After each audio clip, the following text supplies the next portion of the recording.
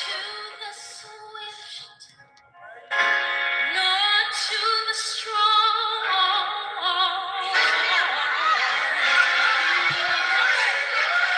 but to the one that endureth until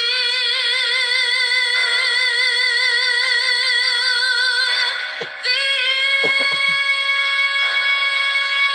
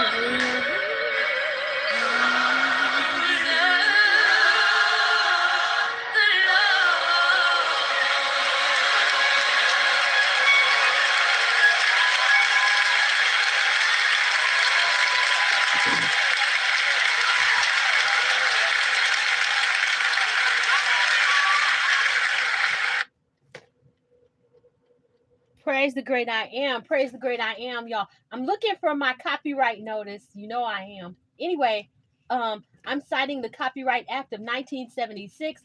Copyright is allowed for the purposes such as education and teaching, and so I am citing that. Welcome, welcome. Grand Rising. Praise the great I am. Giving honor to the Son. His will be done. Greetings, Old McMoney, and greetings, Beth. Greetings to you. I'm so excited to be here today. Oh my goodness, because it has been a journey. The first wave of the worship book slash calendars have been put in the mail. One went to the United Kingdom. So we are now officially international. Woo! I sound relieved, is what I sound. So I got so much to tell y'all this morning. It ain't even funny. So whatever, you know what, if it's things on your mind or you just want to add, it's not just about me talking. This is our ministry here. This is the place we come and gather. This is impromptu, I know, but I told old McMoney, I said, when I finish with this book, I'm gonna have a party. And this is it. This is my part. Today and tomorrow, I'm having a party. So I know it was supposed to be at 10:30 a.m. Eastern Standard Time, but if you look at my clock, it says it's a few minutes to 11, right? That's the Father's real time, because that spring forward stuff is a satanic ceremony they use to cover up the Father's real calendar. So whenever they spring forward, that's exactly what they're doing. They lie about one thing, they lie about everything. They try to make it look like they were doing it for the kids and the farmers. Since when have they ever done anything for us, regular human beings? The elites don't do anything for us. So I'm just excited about it. I'm like, I am super excited because I didn't realize, as the Father was showing me, I've been on this calendar journey since 2019. It was just bits and pieces, but it accelerated 2 years ago. And so it's been 2 years in the making, but it intensified dramatically, I believe, around November 2025, to the point where I had done a fast, and old McMoney can testify to this. It was a 40-day fast of no food, and not no food, my bad. No meat products. No, I have to back that up. So it's no meat at all, but I was doing dairy. So I did that for 40 days. And that's when things accelerated as far as this calendar was concerned, but I completed it. I've been living and eating and drinking this calendar, especially the last maybe 2.5 weeks. I did not get that much. When I say I didn't get that much sleep, I was on a different sleep cycle. I go to sleep at 8 o'clock, wake up at 2:30, 3 o'clock in the morning, working on this calendar. And that's what I've been living for the last 3 weeks. So I mailed out the one international one I had, and I hope Roe Deer comes on. So that went to the UK, and then I did the ones that were out of state yesterday. So if you were out of state and you ordered a calendar, and if you like a calendar, you should email me at or email us at eloa2008@gmail.com. If you could put that in the chat, please. Omigmani, it is ELOAA2008 at gmail.com. Now you have the choice of getting just calendar information, or you can get the worship book slash calendar information. But I would suggest you get the worship book slash calendar. Why get less when you can get more, right? And it's free. There's no postage or anything required. Um, but anyway, the second wave will be going out uh this Wednesday. Except for Beth. Beth, you're local. I'm gonna print yours prayerfully tomorrow, and I'm gonna try to bring it to you. I'm gonna try to bring it over there. I may look. I may have to send it by courier, but hopefully it will be there because you're extremely local to me. So in other words, I can just bring it to you because I know you're in anticipation of it. And I'm sorry I have not been able to really answer phone calls because that's how busy I've been with this. If you could please like, share, subscribe. Today's Hebrew date, we're on month 1, day 12. Oh, this is the other exciting part. That that block calendar that you see here, uh I had 12 people who initially responded. You're going to get this calendar, but I have to make some more. So the people, I am going to send one out to the UK, to Roe Deer, internationally, but also going to mail these, and Beth, I'll bring yours whenever I make yours. But this is what the other gift. So there's a gift already in the worship book calendars that have already been mailed out, and I'm not going to tell what that is. It's just a little gift. But when I send out these I call them interactive calendars to everybody who actually pre-ordered. So and I sent out, and the people who order one will be on a first come first served basis while these supplies last for these, until I can make some more. So I'm going to be making these. And so as you see, you can change these blocks to reflect what day it is on the Hebrew calendar. This is not to be used for your regular Gregorian calendar. This is to be used so that you know what day the Father has it. So we know that today is what? Today is 3/28 of 2026. But on the Father's calendar, we're in the first month in the 12th day. Okay, so this is the additional gift that will be sent out and mailed out. These won't be mailed out until the counting to the Feast of Weeks, because I need a break. Okay. Um, so I'm not sending these out that way. Or if I have time, because that would make sense. So I also have another interactive calendar that I put in the worship book that you can strike out the days when you count the Feast of Weeks. So I'm really excited about it. I'm excited about being in a place where I can get some rest because I'm not trying to be.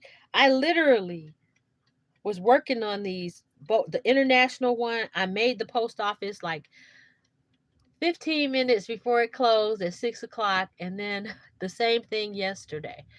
So so the Father is having me. So the other thing I wanted to say about this worship book calendar is each one of you have an original manuscript. Basically, you have an original manuscript for this calendar. So all calendars made after that will not be the exact format that we have. But this is the other exciting part. So my intention is to, and Father willing, of course, to get permission, my intention, and this is also an advertisement. So if there's anybody out there that knows, I want a strictly Hebrew printer. Those were the instructions I was given. So I'm gonna go on Hebrew Connect, um, and I'm gonna ask, is there a Hebrew printer there? So I want someone to print these, and the initial ones will be the 12 people who ordered this worship book and calendar, who get the first 12. Okay. So plus I have to price it out. That's a little bit down the road. I'm thinking to get that started. Um it may even be during the Feast of Weeks that I get that started. But right now, if you know somebody or you can ask around, I don't want to go to Gentile printers.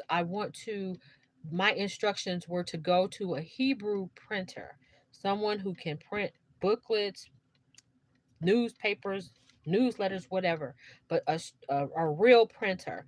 And so that's what I want. That's what I'm looking forward to. And man, oh man. So we have the Father's Day. We're in the first month, 12th day. We're 2 days away from Passover, and this is also an invitation. So we're going to be doing Passover together. Uh, I use this facetiously, Monday night. Okay, that date is 3:30 of 2026. We're going to begin at 7:30 p.m. Eastern Standard Time, the Gregorian Julian time. That's what I'm going to call it, the worldly time. Okay, so we're going to start then. It's going to be 2 hours long. It's going to go from 7:30 to 9:30. What you need to have on your plate, and oh, make money, if you could type this in the chat, you can have uh, a glass of water, a glass of grape juice, preferably fresh blended. You don't need to try to make a gallon. Just a little bit to drink. Um, so you can just blend up some grapes, and then you sieve that out, and it tastes wonderful. I'm just here to tell you, there's nothing on this earth like fresh grape juice. So if you haven't done it, do it. So then and this meal, truthfully, you could probably do this meal for $10 if you can find those teeny tiny one thing lamb uh little lamb chops. They're about the size of let's see. They're about the size of this. That's how small. You can get a lamb chop about this size. So you could probably do the Passover meal for $10. And I'm going to tell you why. Cuz I know times are tight. I know times are hard. And I do apologize for coming on an hour late. I had to deliver some meals and food to someone, and I was on the Father's time and not the Julian Gregorian time. But anyway, sometimes that happens when I acknowledge the Father's time continuously. That's why I have a wind up clock that you see right here that's set an hour behind where you guys are, I do believe. Let me look at yeah, it is. It's an hour behind um the Julian Gregorian time. So I had to deliver some meals this morning, and so I did that. I've been delivered. That's the other thing I've been doing. I think I delivered meals to people twice yesterday. Um and that's why I'm so tired. I have to so I'm about to give y'all a testimony, and then we'll get into the readings, right? So yesterday I was so dog tired. When I say dog, I mean dog. Because I also started my cleaning yesterday. So I swept down everything in pretty much in the areas that I eat in. Especially I did extra cleaning in the one area that I eat in, to make sure there was. So after I finished that, after I had finished delivering meals, after I had finished uh winding down from working pretty much all day, and getting those worship books in, I sat down, and I have a little heater in my room, right? And I always put my feet by that little heater because I'm one of those people. I've been doing that since I was 13. That was probably half a century ago. Um, and so I put my feet by the heater. So I had gotten dressed for bed and everything, and that's how I wind down. I just try to turn off everything. And do you know that heater started? I was so tired. I had fallen asleep. That's the other thing. Had fallen asleep with my feet in front of that heater, and then I smelled smoke. and that heater had like it was an electric heater, nothing else. And I was like, oh my goodness. So I woke up and I unplugged it and I just threw it outside because I was so tired. That's how tired I was. I just threw it out the door. So I started to put it in the sink, but I was like, no, if this thing catches fire, I want it to be isolated and by itself. So I threw it outside. Literally, I had my house shoes on. Everything. I was so tired. I threw it out the door, left it in the part of the what do you call it, the driveway that was just cement, so it was in a safe place. It wouldn't catch on to anything. It didn't catch fire like that, but I could still, I wasn't gonna take any chances. So I came right back in here, and I just dived in the bed. I was so tired from it. I mean, this is, like I said, this has been intensive. And when you get your book, you're going to see why. This was a labor of love, and I don't want you to thank me for it. I want you to thank the Father for it, because it was Him walking me through this every step of the way. He was separating the wheat from the tares and the misinformation from the information that needed to be there. And so it was just crazy. So I just say thank Him and give all praises to the Most High, because I got the very first. I call my book the very first book I made, the prototype. It's my prototype. It's the one that all of you guys came from. And so that isn't that funny, because we're made in the image of the Father. So that's just a funny comparison. I just thought about it. And so I have been fasting also, to get on that point. I've been fasting no animal products and no meat until Passover. So Passover day, I will be fasting all day long until we eat our meal together. Our meal is going to start at 7:45 p.m. Eastern Standard Time together. We're going to meet and pray at 7:30. Is someone calling me? Oh. Um Give me 1 second. This person was in the hospital. I'm sorry. Hey Connie, I'm live. You okay? Yeah, I'll give you a call back because I'm live. Okay. All right, bye. Okay. Sorry about that. Yeah, she had been in the hospital and rehab and stuff. So I took that call. Normally I would not take a call. But anyways, so what was I saying? Oh, so we're gonna meet at 7:30 on Monday, promptly. And I'm going to alert my family members that I am not to be disturbed unless they want to join. Okay. And okay, so anyway, unless it's my grandbaby, and then she could just bust in like she normally does and have a seat. um I hope that's a good thing that's going on. So anyway, so at 7:45 we're going to begin our meal. So I'm going to go over that again because I don't think I finished. So this is the list. You can have a glass of water, a glass of grape juice, preferably fresh. um, you can even buy little bottles of grape juice if you don't want to make it. Uh, I found out you can actually use celery, and this is why I'm saying you could do this for under $10. Okay, celery leaves. If you have celery, and I think you can get celery on the cheap, you just peel the leaves off and put them on a little dish. Make it special for you, especially if you're by yourself, which I think most of us on here are. It's like a gathering of the remnant. So let's see. And then I said you can buy some lamb, but see, my lamb's going to be bigger than this because I'm not going to have eaten all day. And also, it's just going to be maybe twice the size of that. So I'm going to have a lamb chop. Um, I also, mentioning the lamb chop, I suggest brining your lamb chop. What that means is you put it in salty water and let it sit there before you cook it. Um, and so it draws the blood and everything off because we're not supposed to eat blood.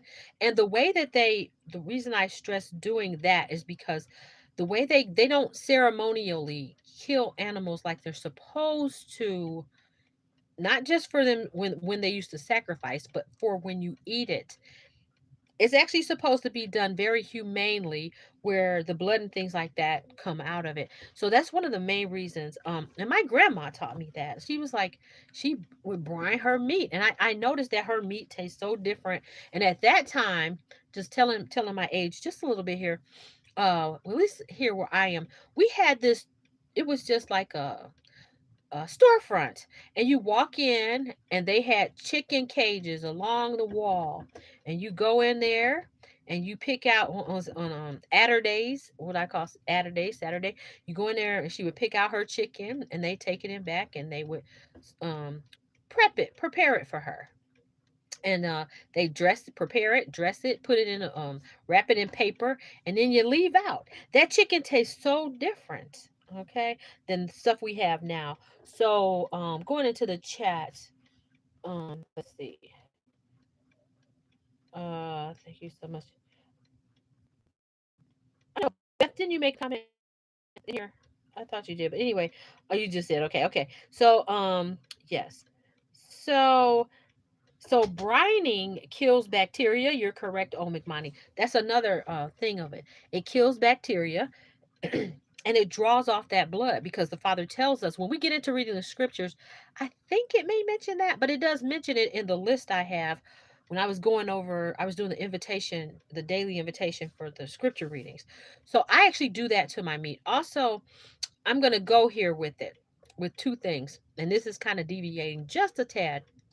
Please stop eating fast food, and please stop eating hamburger, because you don't know what's in it. Uh, because the powers that be have been putting stuff in, and I told my family this. I'm like, y'all need to stop eating fast food, and you need to stop eating hamburger. So my thing is, I'm gonna go back. We found a butcher in our area, and what I'm going to do is I'm going to walk in there, and I'm going to choose my meat cuts, and I'm going to what am I trying to say? And I'm going to request for him to take it and grind it for me into hamburger. I miss having a hamburger. You know why? Because I don't trust these places. I mean, to the point where I don't really eat out anywhere anymore. It has to be a place that's, I've really been going to, and even those have been falling off. So getting back on the point about the brining, that's what I do to all my meat. I've gotten to the point now where I buy my meat for the month. So I have these great big bowls, and I put my chicken in one bowl, and I brine that, and then I put my uh meats in the other bowl, and I brine that, and I usually brine it overnight. Since it's cold here, I can put it on my porch because the porch is enclosed, and I brine it overnight because it's cold enough for that. And I pour all that. When you start to brine your meat, you you will be very adamant about continuing to do so. When you pour what you see off, okay, it will click something in your spirit to come into line with continuing to do that. And so I started shopping for the month. I shop for the month, and so and then I take my chicken and my meat, and I use gloves. I have special plastic gloves, those old gloves from the 1970s, those yellow ones that everybody used to use. I have a good pair. So and then I separate all the chicken and freezer bags, and I freeze it. So that way when I get ready to cook it, whether I'm going to fry it, bake it, barbecue it, whatever I'm going to do, it's already brined. I don't have to go through brining, and I only have to do that process once a month, because if I found that if I have to do it all the time, I'm gonna be weary of it. So I do it once a month. So it saves me the shopping, and it saves me the stress and the, I gotta brine it, so that's the suggestion for the lamb that you get. So, and you're gonna see the taste when you begin to do that. You're gonna see the taste in the meat. So what's the other thing? So we did the brining, we talked about the lamb, we talked about the grape juice, we talked about the glass of water. There are only going to be 5 things on your plate. Also, celery was one. You could use celery, cilantro, dandelion leaves, parsley. And if you don't, and parsley and cilantro, those are usually pretty cheap. So I'm gonna go out to about $15 for this meal, just for you. So, and that's the only expensive part, because for some reason these people have quadrupled the price of lamb. Like, oh, okay, that's how y'all gonna be. All right. So I buy lamb. When I see lamb go on sale, this is another big suggestion for you guys. Throughout the year, if you see lamb on sale, buy it and freeze it. It'll be fine. Okay. Because that's what I did. So I don't need any lamb. I have my lamb already.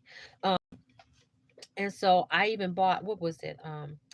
I bought a leg of lamb because it was on sale, but it cost me $50. But still, that I'm probably gonna eat that on the end of the Feast of Weeks. I plan on barbecuing that because it should be a little warmer for us up here. But the lamb chops and the little things like that, that's what I'm gonna do for the Passover. So what was the other? Oh, and of course we have to have unleavened bread. So I had a recipe I wanted to go over with everybody. I'm going to go over this again. And tomorrow is the day I'm going to go over the end.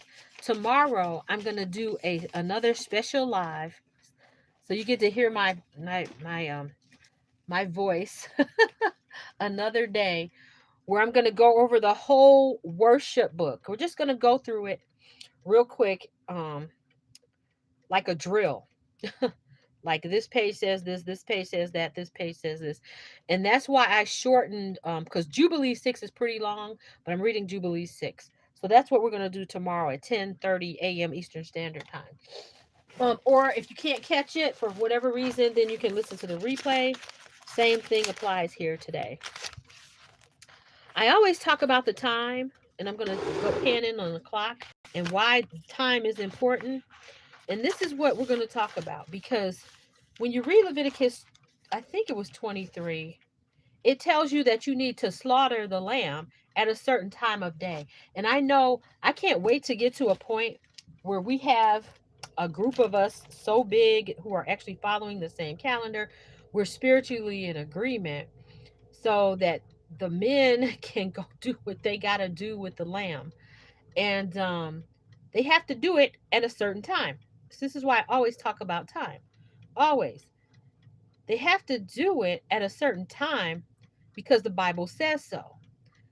But just think, if you had sprung forward and you're operating on the Julian Gregorian time of spring forward, you will actually be out of sync with what the Father said because you'll be doing it an hour ahead of time.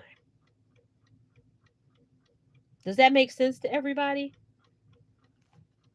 McMonty says in the chat, brining to me makes the cooked meat juicier. Yes, it does. It makes, I'm telling you, the difference between, I grew up as a young teen in the 70s, and I can tell the difference in the taste of the meat, the hamburger now, from the hamburger then. I had the, I think I bought a pound of organic hamburger, which now would probably cost me $15 for 1 pound.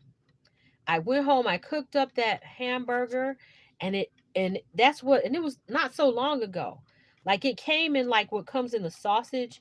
You know how they used to do Bob Evans sausages, not to get on the pork thing, but that's what that pound of hamburger came in. And it tastes just like the meat in the 70s. It brought back that memory. I was like, "Oh my God." So once you get to a point where you've been eating something so long, um so another little testimony is around 2007. I used to love to go get cheeseburger kids meals because it was like a portion control for me. And then I saved all the little toys and I used to give them to the kids at church. Um, but then I tried in 2007. I tried to eat one and I put it up to my nose, and it stunk. Like I couldn't even bite it.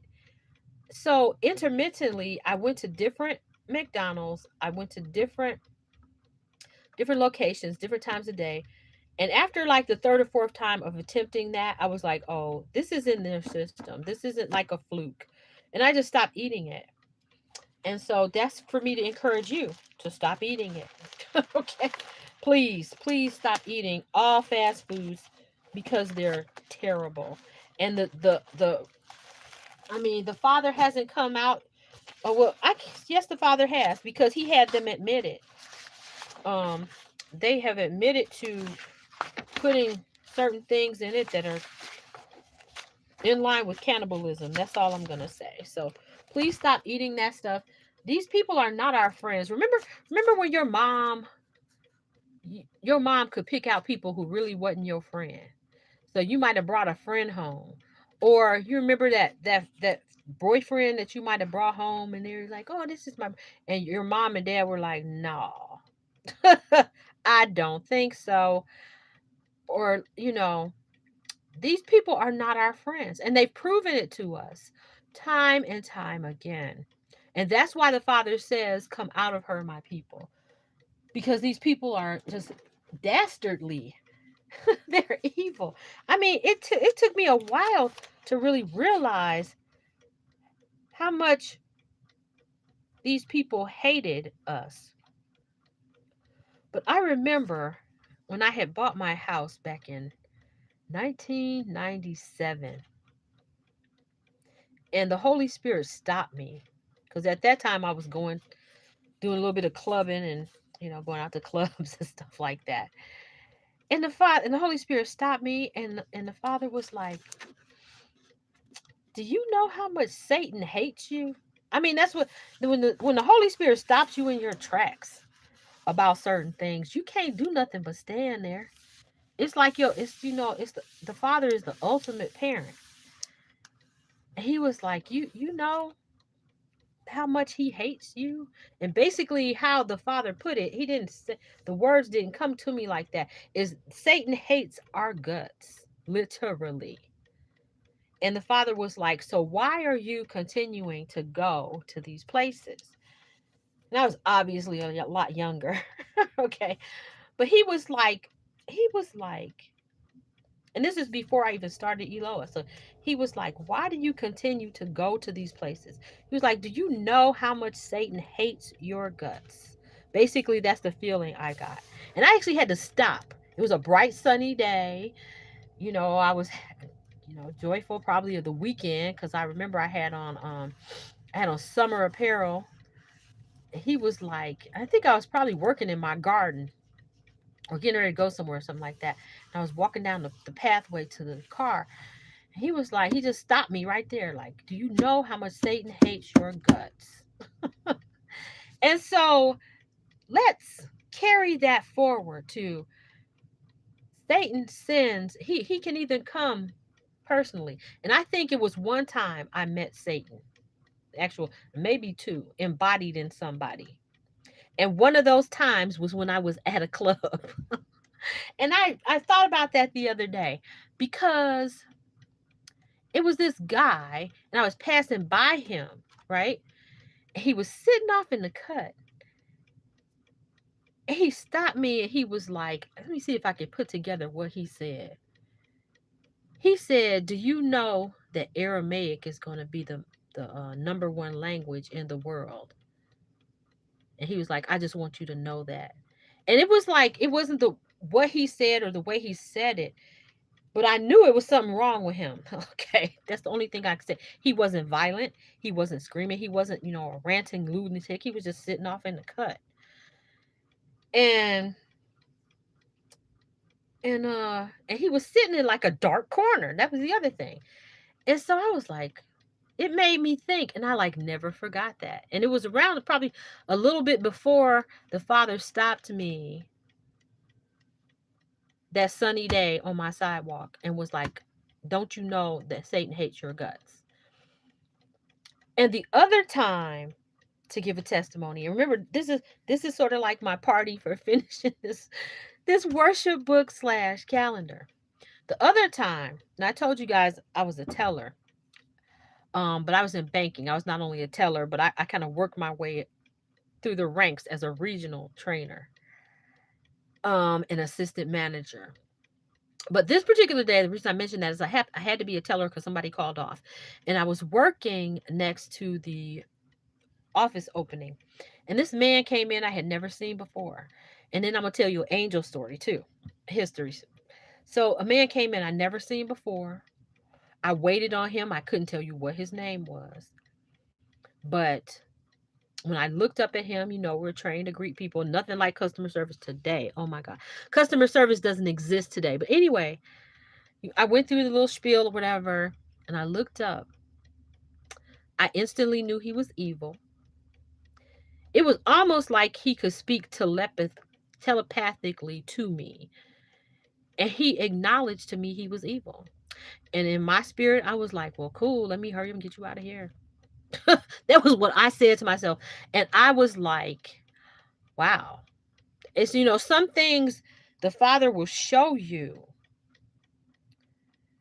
Some things the Father will show you um that are for your admonition, that are for your education.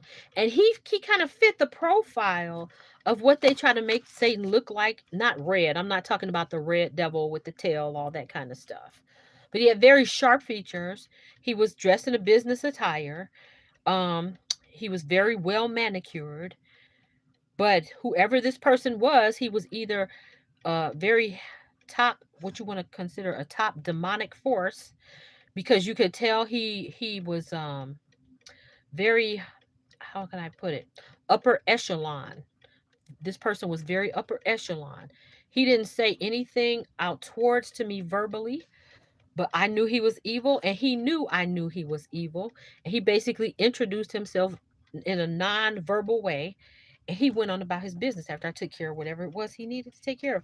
And what I'm going to say to you is, when you are ready for things like that, the Father will introduce things like that to you so that you are aware of them, him, and what have you. Because sometimes it takes that for us to move forward in our acknowledgement of what evil really is. Okay. And so that's why I gave that testimony. But this is another banking testimony. And then I'm going to address, who is it? Cora Karamalali in a minute. Okay. So I'm going to answer your question right quick. Oh, uh, you said, if you read Deuteronomy 12 and 16, do you notice you're only supposed to have the feast in the land back in the inheritance? So we're having our feast as a memorial. But when you think of the land, okay, when you think of Genesis, and when you think we are made of the land, when the Father made Adam and he made Eve, he made him from the dust of the earth. And when they say, to the dust you will return, also paralleling that, we are the temple of the Holy Spirit. And when you look at what the Messiah said when he was going back, he told the disciples that if I don't go back, the Holy Spirit, or the set apart spirit, cannot return. Okay. And so what that meant was is that he was going to pour out his Holy Spirit. So number one, we are the temple, and two, we are the land. Okay. So to answer that question, when you read those things, and to further make another point, okay, so the things that happened in the original testament, and the world calls that the Old Testament, and then the things that happened in the renewed testament, and the world calls that the New Testament. Okay.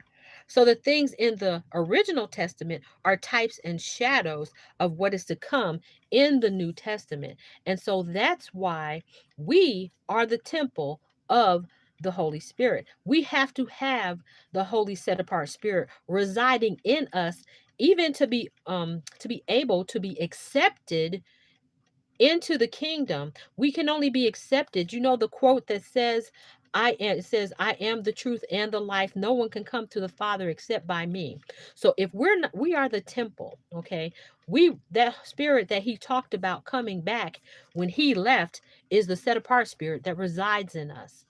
And the scripture that says, what has light to do with darkness? So therefore we are able to do this meal as a memorial. But when we do the actual one, yes, when you read also, what is it? When we're going to be reading Jubilees 6 tomorrow, it tells us that these appointed times are written on the heavenly tablets. Also, in regard to that, they're written on the heavenly tablets, but things are supposed to be written on our hearts and our minds. And those who are not um, doing these memorials will not be accepted into the kingdom. We also have to understand that in the heavens, they do observe these times. It also tells us that um, the men are supposed to gather around these times, if that's what you're referring to. That the men, that there's the three times that the men gather together around this particular time. Um, and these probably usually were the what they consider the first ones to exit the matrix of either man and beast, and if that's what you're also referring to. So we do memorialize these things because they are set apart. Now, what I'm going to tell you from a personal spiritual aspect about this is that um, it has been my experience that before I even awakened in what is it, December 19th of 2019, that the Father was moving me into observing these things. We have to be of a heart to be able to do it. And so basically, we're practicing. We're not only practicing what we're obeying. We're not only obeying, but we are getting in line. We're being repositioned to be able to know these things. And there are gifts involved from the spiritual aspect that I have received from being in obedience to those things. And I would strongly suggest, tenderly suggest to you that you do these things because they're spiritual gifts. They bring you closer to the Father. And for those who are not doing them because they are assuming that the only time we are to reflect on these things is when we get into the land, you are missing out on the gifts that are being given from the Father.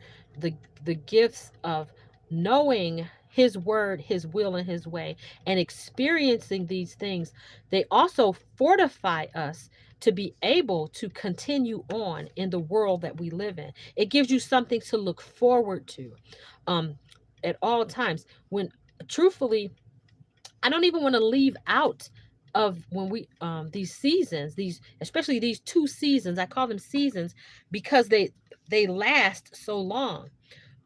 This particular season that we're in now began on New Year's Day, and it's carrying through to what the world calls Pentecost.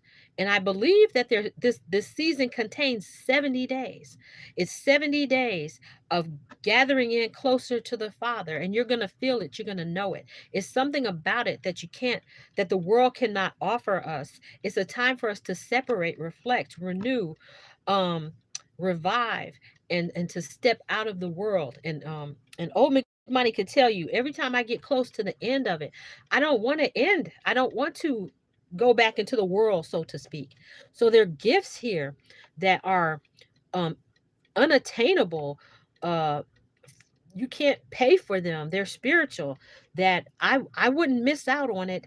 And I always say this all the time. Don't believe me. Ask the Father for yourself. It's and if you're still in Christianity, let me tell you something here. When even when we were in Christianity, and I say we, the Father was still building us up. He still gave us, even though we were doing Easter, there was something about those who were going to be the wheat and the tares that were going to be separated, that knew it wasn't quite right, that, what was going on. But He had us there because it wasn't time for us to be awakened. And so now that I'm awakened, it's like even when I was a little girl, I remember um, wondering certain things about this time of year.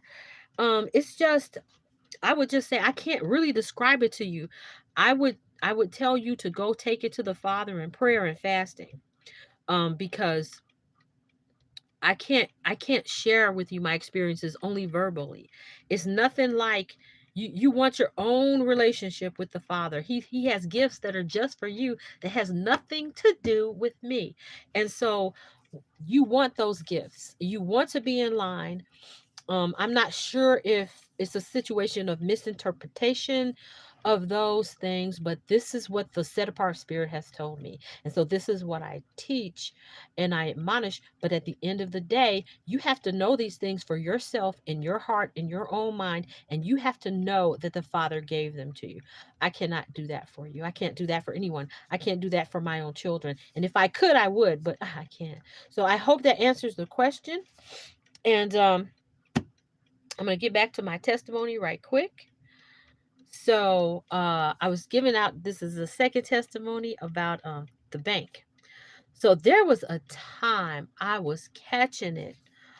When I say I was under fire from the enemy, I had to be. Nothing was going right at work. Nothing was going right in my personal life. It was all kind of stuff just going on.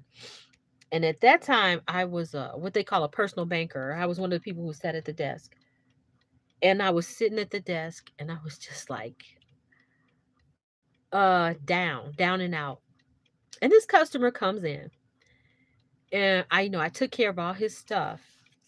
And he told me, and I've told this testimony before, and he said, without me going into anything, I didn't even say anything to this man. He said, when we're going through a storm, he said the palm trees lay down until the storm is over. And that's why I said I thought this man was an angel, because when I say I was, and so I've had experiences on both spectrum ends of the spectrum where, and this is why I'm going to go into I had these testimonies and I wanted to go into this because I talked about this the other day. I want to talk about, please, since all you guys are on YouTube, go listen to the book of Jasher. There's some history in it. Listen to the whole thing. It's going to fill in gaps all through, I think, Exodus mostly. I think they call it Little Genesis, one of them. I'm not sure. But anyway, so if you've never heard the backstory or the things that they took out in regard to Abraham sacrificing Isaac, this is the rub, right? So they had gotten older, and Ishmael and Isaac, I guess they were in the same room. And we know that Ishmael didn't like Isaac. So Ishmael takes out one of his arrows from his quiver, puts it in the bow, and he points it at Isaac. Isaac says something along the lines, I'm going to have to paraphrase all of this here. So Isaac says something along the lines of, if you were to, basically, if you were to kill me, I think he said something about God would bring him back. The great I am would bring him back. And so it says that the father heard what he said. And so it was like, also during that time frame, the evil one was up in heaven, just like he was with Job. Um, I guess giving a report of what he was walking around doing down here. And so the father thought it a good thing to test Abraham. So with that being said, we all know, regards to who you are, we got to get tested. Don't think for 1 minute. I have always said this, even when I was in churchianity, that life is a test. It's a test to see where we're going to go, even after we accept. So, anyways, so just like Satan was doing certain things with Job, he was doing the same. The difference is this. I believe that Job's kids were celebrating birthdays in a manner they should not have been. When you do the research on birthdays, singing happy birthday is satanic, burning candles is satanic, and cakes are satanic. So I don't celebrate birthdays like that. I do acknowledge my loved ones' birthdays. I don't exchange gifts. I do give a card, and it probably has to be handmade because of all the birthday cakes and stuff that go on it. But I do say something like so, so happy that the Father gave you us this day into our family, something like that. And we might have a dinner. But I believe that the things that I found out that are associated with birthday celebrations, Job's children were doing. And that's why they were always at a party at one of their houses. And remember the scripture where Job said that he was giving sacrifices for his children every day in the event they said something wrong with God. So I think that was the difference between why Abraham's children survived and Job's first set of children didn't. So going back to the history here, so what Satan was doing was he was going to each one of these people, he was putting, tempting them in certain ways. So he was manifesting himself. He manifested himself to Abraham in the, I think it was as a old man or something like that. So he was trying to tempt Abraham not to, just the same. And if you're not believing this, just think back to the way Satan was testing the Messiah, right? Didn't he test the Messiah? Same thing. So we need to be aware of the evil one. And they have that quote that says the greatest trick that Satan ever pulled on the world was making the world think he didn't exist. So, um, yeah. So at any rate, so his temptation failed, and Satan didn't. I didn't know Satan could make himself like a brook of water. Okay, but that's what it says in Jasher, that he made himself a brook of water. But what happened was that Abraham recognized that there was no brook there before, and he realized it was just Satan trying to stop them or whatever. So Satan also goes to Sarah, right? And Sarah realized that they had gone and what they had gone for. But there's a theory because this particular quote, I can't verify it, but I would say that this is where Abraham's faith came from, is that he had the faith that even if he did sacrifice Isaac, because the promise was already made that he would have children as numerous as the stars, right? That the father would had the power to bring Isaac back. So this was a test for Abraham. It was a temptation from Satan, and it was a test of his faith, but it was also a symbolic sacrifice of the forthcoming. Remember, I said type and shadow of the Messiah being sacrificed. It was a type and shadow of the Messiah sacrifice, right? So not only that, so getting back to Sarah, so then Satan, he trollops himself over to Sarah, and I think he was an old man talking to her then. And he basically, I believe he lied and told her that Isaac had been sacrificed. So she says she actually, and this is should be an example for us to tame our tongues and ask the Father, what is the name of that song? Order My Steps. I'll play that next. So order our steps. So after I finish talking, we're going to play Order Our Steps. Or I can just say it. I'll just recite it because I know it by heart. But anyway, so she falls to the ground and she says something to the effect that I wish the Father had taken. I wish, not the Father. I wish that I would die instead of Isaac. And she does. She dies. So she spoke her own death and her own demise. And I always thought that, I was like, wow. And I think I had read that before, but I had forgotten it because I had been working on this worship book and calendar. I was wondering why she died so early. And so she spoke her own demise. That's why it tells us that there's power in the tongue. Okay? She died at 127 years old, though, but she died because of grief and because she didn't have the faith. Again, remember, her faith wavered, and that's how Ishmael arrived on the scene. And then her faith wavered because she didn't remember the promise. She didn't remember the promise um, that Abraham would have all these children, all these nations. She didn't remember that promise.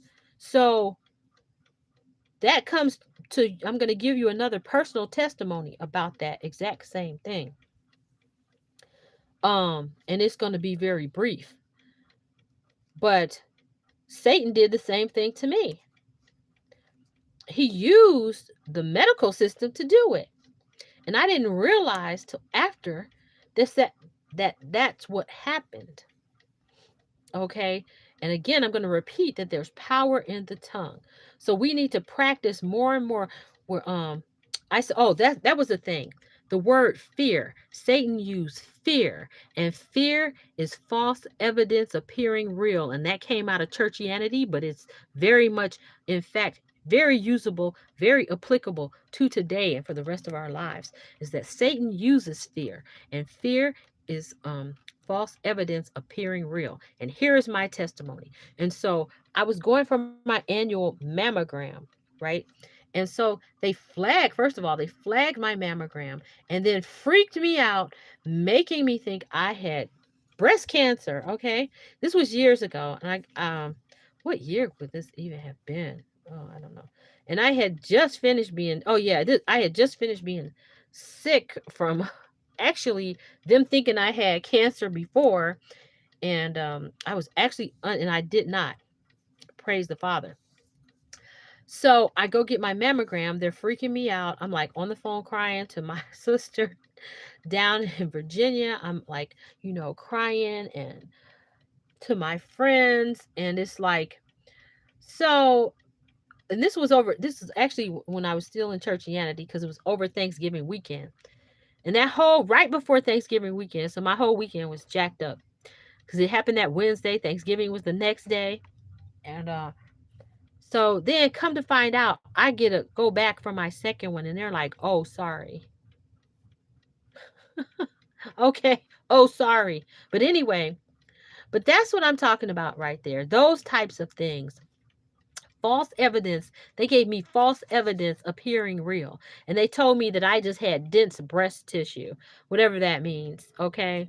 Must be all those weights I've been lifting. But yeah. So false evidence appearing real. And knowing that Satan is going to give us false evidence appearing real to try to scare us in the direction. The goal of him doing those types of things, and it worked with Sarah. It worked with Sarah.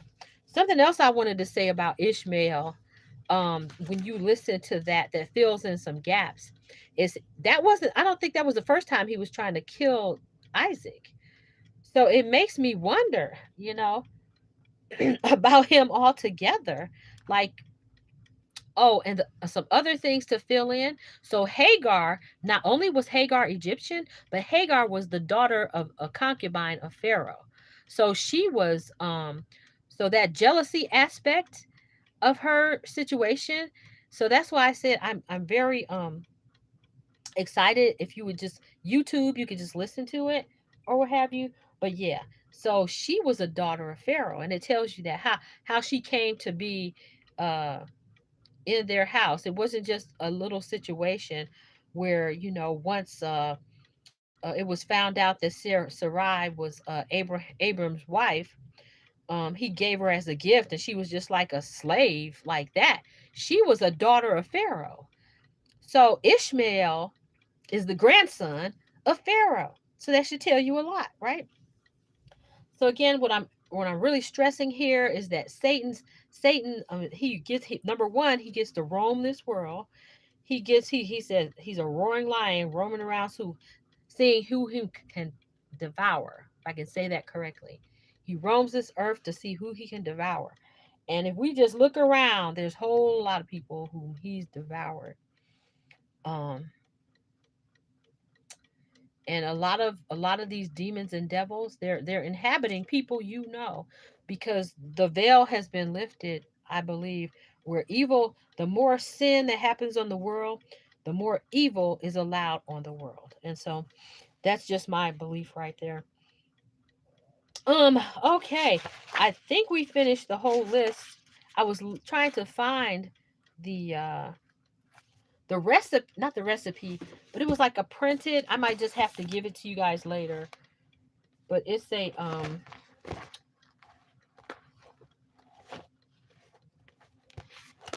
has like Passover prep stuff on it. Oh no, here it is. I can show it to you right quick. In the event you decide either not to come back or whatever. I know some people come and they don't come back, but this is printed form. I'm going to do a short on this also. But this is what I want to explain. Okay. So I don't know if what is that? Corey Anomaly 5277 is still here. But this is the suggestions for Passover dinner.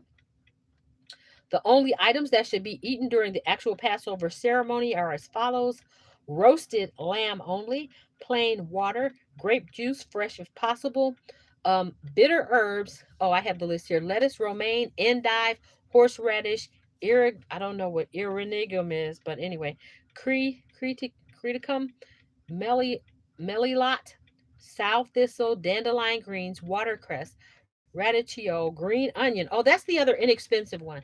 So green onion is half the price of all this other stuff. I can tell you that dandelion greens are really expensive. Um, so you could do, I would suggest green onion or celery as the least expensive ones, and then unleavened bread. And this is the recipe for it. So you can either do a screenshot right now, okay, or you can wait until I do the short and do the screenshot. So number 5 is unleavened bread. So there should only be 5 things on your plate. That egg that they call, I don't even call it a Seder plate, I call it a Passover plate. Okay. So it's pop. It's a Passover plate. Roasted lamb, plain water, grape juice, bitter herbs, and unleavened bread. That's it.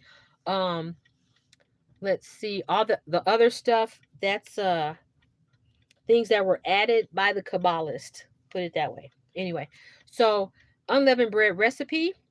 Our houses are supposed to be free of leaven, and I've already cleaned out my freezer, and I'm going to clean out my refrigerator next. I've already thrown out all my opened and unopened um, baking soda and baking powder, so that no longer is in my house. And so how can I stop this from doing that? And then so unleavened bread, no rising agents should be in your house. No parched grain. That means you can't eat rice or corn. Um, no parched grains. So that, I think that includes oatmeal also. So quinoa is one of the biggest ones, or you could just do vegetables and meat. Vegetables and meat all week long. That's up to you. Quinoa is what I'm going to use as my because it's a seed and not a grain. Okay. So let's continue on. So the recipe for unleavened bread, basically, this is basically an individual serving because you're supposed to take it at least one bite of unleavened bread every day of the Feast of Unleavened Bread. I like it. Other people don't. Um, one cup of all-purpose flour, a third of a cup of vegetable oil, an eighth of a teaspoon of salt. You can add a sweetener. I would suggest maple syrup or monk fruit sweetener, like maybe a teaspoon if that's what you want to add in here. A third of a cup of room temperature water. Unleavened bread can be fried or baked. Cooking must be complete within 18 minutes due to the accumulation of yeast in the dough. So on the bottom, you'll see the fun fact. The fun fact is you can make your own sourdough starter after the feast of unleavened bread by just mixing flour and very warm water together. Now I've learned how to do that this year. That was one of the things in my back to basics things that I'm learning how to do, things that are all off grid. That's what I'm learning. Um, I'm not trying to buy anything electronic if I can help it. Just everything off grid that I'm learning. So again, I'm going to stress. So you need to be ready when you get ready to make your unleavened bread to cook it also. It can be put in the oven also if you just want to, but I like to fry mine. The American Indians always make what's called fry bread, and I think every culture on this planet has a form of what they call fry bread or flat bread. Every culture does. If you look at people from India, American Indians, South America, the people over in Africa, uh, all of them, everybody, they have a form of frat. Okay, you said it's not clear on the far left. Thank you. Okay, so let's see if I can. Let's do this. Let's put it here if it'll stand up. I'll put it in here. Hold on. And that way it'll stand up. And then you can take a screenshot. Hopefully it'll be clearer over here. All right. All right. So let's see. It's still not clear a lot. I don't know. It's probably my camera. The camera here used to be a lot better. But I don't know what happened. But anyways, maybe is it the light? Does that help a little bit turning that light out? Because it may be the glare. Okay. at a different angle. All right. So basically, I'm going to repeat cooking must be complete within 18 minutes due to the accumulation of yeast and dough. So, what you want to do first is you want to get out all your ingredients. Okay. You don't want to be looking for stuff in the middle of trying to beat this timeline. If you have a one of those cooking clocks, as soon as water hits that dough, you got 18 minutes to have it cooked. And it's not that difficult. What you can do, and I suggest, is you can, if you've ever seen tiny pancakes, like kid-sized pancakes, I'm going to make mine bigger because I like to make wraps and stuff with mine. And I'm going to make two different batches. That's the other thing you can do. So if you have to um, make a lot, say you have to make some for your whole family, make one batch at a time. That way you're still in these rules. Because if you go over those 18 minutes, yeast starts accumulating in the dough. So just to let you know that. So that's that. You said did not help. Okay, well, I don't know. I don't know what to tell you. I don't know what to tell you. I guess you're just gonna have to wait till I do the short on it, but I'll be doing that hopefully today. It'll just be this. Oh, they are tortillas. That's what I was saying. Every culture on this planet has flat bread. Tortillas are nothing but well, today's tortillas are nothing but flat unleavened bread, but they have all this different stuff in them. So so I think we need to get started reading. Remember that tomorrow at 10:30 a.m. Eastern Standard Time, we're going to go do the review on the worship book and calendar. We're just going to do a speed read through it, and then we'll read Jubilees 6, and that'll be it for tomorrow in our preparations for Passover. Okay. Yeah. But yeah, it's really good and you're really going to enjoy it. I think people don't enjoy it like because they've been eating those ones that the Ish people made and they taste like paper. You don't have to suffer eating eating unleavened bread to make it. And I think homemade ones taste much better. Plus you know what ingredients are really in it. Okay. Plus we know. So where's my Bible? Oh, and here again, if you like a forever calendar, and I called it the forever calendar, you can email me at eloaa2008 at gmail.com. Praise the great I am.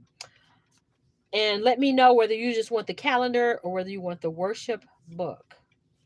While supplies last. Okay. I'll leave that up there for a minute while I grab my Bible, and then we'll get started. Well, I'll get started with my day because I'm quite hungry. Here I'm gonna go ahead and since we're gonna preemptively play, if I can find Order My Steps, I'll play that, and that'll give me a chance to give my voice a break and drink me a little bit of London Fog tea. I love the. I feel I've always liked Earl Grey. Basically, London Fog is Earl Grey with cream, and I use coconut cream because I don't drink. I'm fasting from all meat products right now until Feast of Unleavened Bread, and then okay. So here we are. This is Order My Steps, and then we're going to the readings. We're going. You want to get your Bibles? We're going to read Genesis 1, Exodus 20, and I believe Deuteronomy 16. If that's what I listed. So here we are with Order My Steps.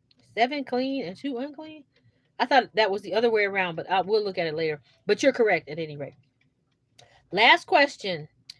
In what area did the Jews wander after escaping from Egypt? Where did the Jews wander after escaping from Egypt?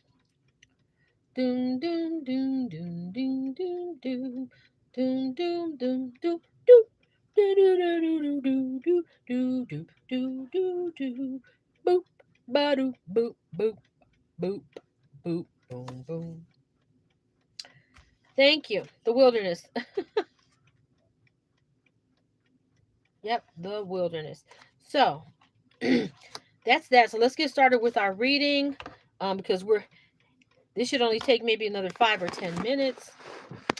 I'm gonna leave that up there.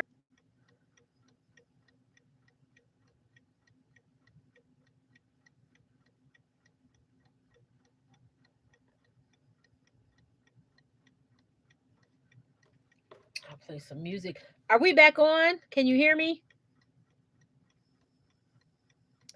You both are there. I got disconnected for a minute. Are you back here? Type in the chat if you can. Oh, hold on.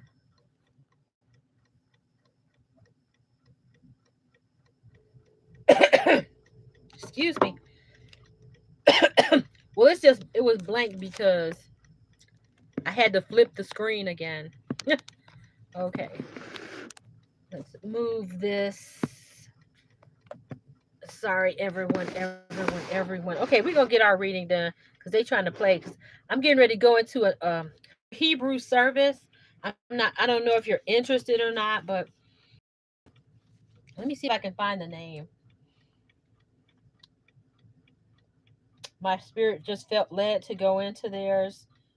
I'm trying to find it on my phone right quick, and then I'll read these three, and then we'll be done here. But right after this, they already started, so I'm getting ready to go into their service as soon as I'm done.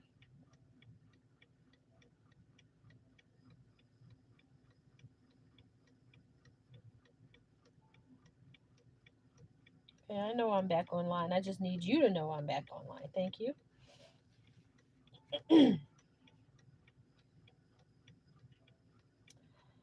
I'm kind of hungry too. I'm kind of hungry. Okay, what is he doing? Just taking his good time.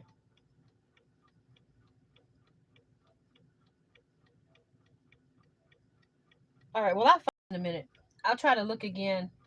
Let this thing do what it's doing because it's taking too long. So Genesis 1. Oh, they're called Yabriel Yahuda. I've been watching them on Adder Days for a little while now. So let's start with Genesis 1. Everything we're doing is in preparation for the Passover. I'm super excited. I'm not sure about who that person was, where they were trying to phrase their correction of me in a question or earlier, but yeah. So so let's see. Beginning, the great I am created the heaven and the earth was without form and void, and darkness was upon the face of the deep, and the spirit of the great I am moved upon the face of the waters. And the great I am said, let there be light, and then there was light. And the great I am saw the light, and it was good. And the great I am divided the light from the darkness, and the great I am called the light day, and the darkness he called night. And the evening and the morning were the first day. And the great I am said, let there be a firmament in the midst of the waters, and let it divide the waters from the waters. And the great I made the firmament and divided the waters which were under the firmament from the waters which were above the firmament. And it was so. And the great I called the firmament heaven, and the evening and the morning were the second day. And the great I said, let the waters under the heaven be gathered together unto one place, and let the dry land appear. And it was so. And the great I called the dry land earth, and the gathering together of the water he he called the seas, called he the seas. And the great Am saw that it was good. And the great Am said, let the earth bring forth grass, the herb yielding seed, and the fruit tree yielding fruit after his kind, whose seed is in itself upon the earth. And it was so. And the great Am brought forth the grass, and the herb yielding seed after his kind, and the tree yielding fruit, whose seed was in itself after his kind. And the great Am saw that it was good. And the evening and the morning were the third day. And the great Am said, let there be lights in the firmament of the heaven to divide the day from the night, and let them be for signs, and for seasons, and for days, and for years. And let them be for lights in the firmament of the heaven to give light upon the earth. And it was so. And the great Am made two great lights, the greater light to rule the day, and the lesser light to rule the night. He made the stars also. And the great Am set them in the firmament of the heavens to give light upon the earth, and to rule over the day and over the night, and to divide the light from the darkness. And the great Am saw that it was good. And the evening and the morning were the fourth day. And the great Am said, let the waters bring forth abundantly the moving creature that hath life, and fowl that may fly above the earth in the open firmament of heaven. And the great Am created great whales, and every living creature that moveth, which the water brought forth abundantly, after their kind, and every winged fowl after his kind. And the great Am saw that it was good. And the great Am favored them, saying, be fruitful and multiply, and fill the waters in the seas, and let fowl multiply in the earth. And the evening and the morning were the fifth day. And the great Am said, let the earth bring forth a living creature after his kind, cattle and creeping thing, and the beast of the earth after his kind. And it was so. And the great Am made the feast of the earth after his kind, and the cattle in their kind, and everything that creepeth upon the earth after his kind. And the great Am saw that it was good. And the great Am said, let us make man in our image, after our likeness, and let them have dominion over the fish of the sea, and over the fowl of the air, and over the cattle, and over all the earth, and over every creeping thing that creepeth upon the earth. So the great Am created man in his own image. In the image of the great I Am, he created him. Male and female created them. And the great Am favored them, and got, and the great Am, I'm sorry. And the great Am favored them, and the great Am said unto them, I couldn't see that. Be fruitful and multiply, and replenish the earth, and subdue it, and have dominion over the fish and the sea, and over the fowl of the air, and over every living thing that moveth upon the earth. And the great Am said, behold, I have given you every herb bearing seed which is upon the face of the earth, and every tree in which is the fruit of the tree yielding seed. To you it shall be for meat, and to every beast of the earth, and to every fowl of the air, to every thing that creepeth upon the earth, wherein there is life. I have given every green herb for meat. And it was so. And the great Am saw everything that he had made, and behold, it was very good. And the evening and the morning were the sixth day. Let's move forward to Exodus 20, which is what the 10 commandments are based on. And it's really not 10 commandments, it's 12. Yes, it is Yah.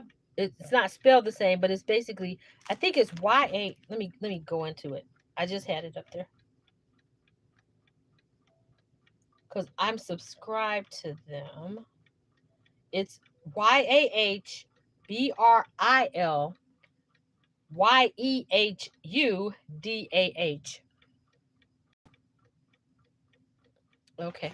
So that's who I'm going to be listening to after I complete these two readings and we say a prayer to exit. So, reading Exodus 20, we are reading in preparation for the Passover. And another comment I wanted to make in regard to her question about being in the land, so to speak, while we're doing this, is because if you don't practice this, and it is commanded to do so,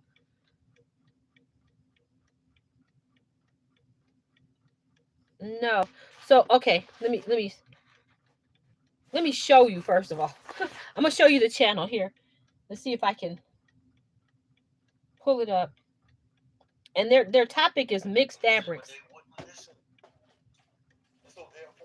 So, hold on. Hold on, child. Let me see here if I can pull them up and I can go sideways. I can show you what they look like. And this is them. Okay, this is what I'm going to be listening to after I'm done. It's Yabril Yahuda. And they're covering mixed fabrics. That's actually a very good topic to cover. Okay. YAHBRILYEHUDAH 3007. 077. Okay, let me plug this back in, and then let me get done here so we can go and listen. I call this my second Shabbat. Okay, I call this my second Shabbat. Anyway, let's continue here. So Exodus 20. And the great I am spoke all these words, saying, I am your father, the great I am, which have brought thee out of the land of Egypt, out of the house of bondage. Thou shalt have no other gods before me. Thou shalt not make unto thee even any graven image, or any likeness of anything that is in the heaven above, or that is in the earth beneath, or that is in the water under the earth. Thou shalt not bow down thyself to them, nor serve them, for I, the great I am, thy father, am a jealous God, visiting the iniquity of the fathers upon the children unto the third and fourth generation of them that hate me, and showing mercy unto thousands of them that love me and keep my commandments. Thou shalt not take the name of the great I am thy God in vain, for the great I am will not hold him guiltless that take his name in vain. Remember the Shabbat day to keep it holy. 6 days shalt thou labor and do all thy work, but the seventh day is the Shabbat of the great I am. And in it thou shalt not do any work, thou thy son, nor thy daughter, nor thy maidservant, nor thy manservant, nor thy cattle, nor thy stranger that is within the gates. For in 6 days the great I am made heaven and earth, the sea, and all that are in them. And see how that just led into this? We read Genesis 1, and then Genesis 1 just actually led into the statement that was just made. Okay, so for in 6 days the great I am made heaven and earth, the sea, and all that is in them, and rested the seventh day. Wherefore the great I am favored the seventh day and hallowed it. He set it apart. Honor thy father and thy mother, that thy days may be long upon the land which the great I am thy father will giveth thee. You shall not kill, you shall not commit adultery, you shall not steal, you shall not bear false witness against thy neighbor. And let me break right there. That also means you're not to take any plea deals. So if you didn't do it, don't make a plea deal, because that's basically making false witness against yourself. Okay. And I get that because when I was in banking for 30 years, part of those, I spent like 5 years working in the attorney's building at the bank. So they had a bank in the base of the attorney's high rise. And I worked there for 5 years. And I saw a lot of things come and go. But anyway, don't bear false witness against yourself. So all those plea deals that Satan created those.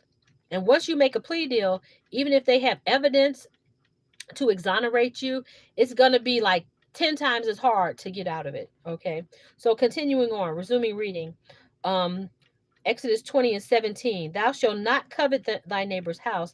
Thou shalt not covet thy neighbor's wife, nor his manservant, nor his maidservant, nor his ox, nor his ass, nor anything that is thy neighbor's. And all the people saw the thunderings and the lightnings and the noise of the trumpet and the mountain smoking. And when the people saw it, they removed and stood afar off. And they said unto Moshe, Speak thou with us, and we will hear. But don't let the great I am, don't let God speak with us, or we'll die. So I'm like, okay. So then this is why the Holy Spirit had to be sent, so we would have a direct connection, and no other intermediary except the Messiah with the Father. Remember what I said earlier about Sarah speaking her own demise? She spoke her own death, and it was granted her. So they spoke their own separation from the Father, and it was granted to them. All right, so let's continue on. Um, Exodus 20 and 20. And Moshe said unto the people, he said, Fear not, for the great I am is come to prove you, and that his fear may be before your faces, that ye not sin. And the people stood afar off, and Moshe drew near unto the thick darkness where the great I am was. And the great I am said unto Moshe, Thus thou shalt say unto the children of Israel, Ye have seen that I have talked with you from the heavens. Ye shall not make with me gods of silver, neither make unto you gods of gold. An altar of earth thou shalt make unto me, and shall sacrifice thereon burnt offerings, and thy peace offerings, thy sheep, thine oxen, in all places where I record my name will come unto thee, and I will favor thee. And if thou will make an altar of stone, thou shalt not build it of hewn stone. For if thou lift up thy tool upon it, thou hast polluted it. So, in other words, you cannot use carved stone. It can only be natural occurring stones for the Father's altar.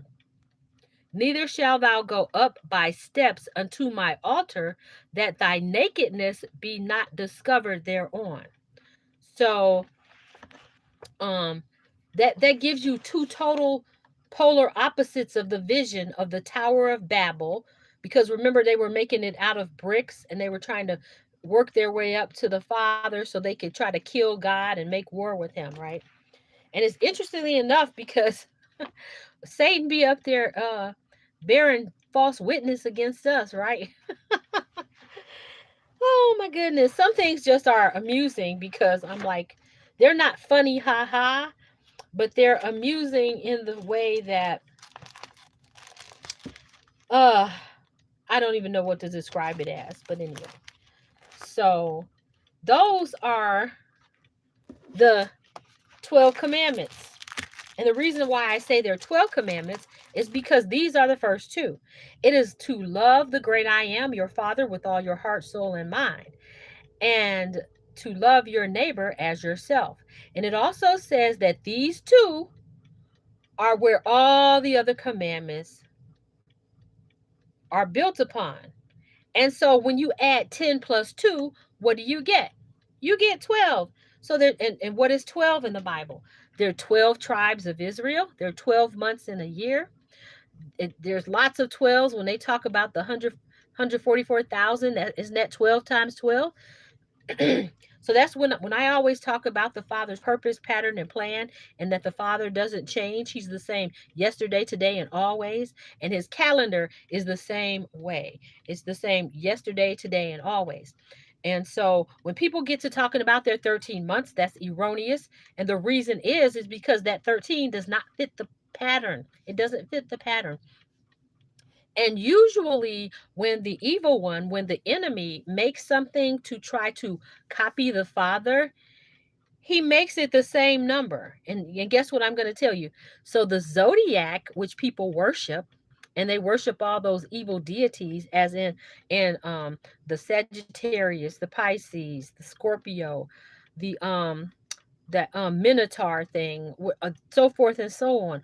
All of those are idolatrous. Okay, just to let you know, just to let you know. And how he did to try to trick everybody is he made them out of 12. And he tried to attach them to the Father's month. Okay, so there we go. So I'm going to show you something else in regard to the 10 commandments. And this is what the evil one has the churches tricked. And I know you can't really see that, but this is contained. Do I have this? Maybe not. I might have to make this a printable PDF.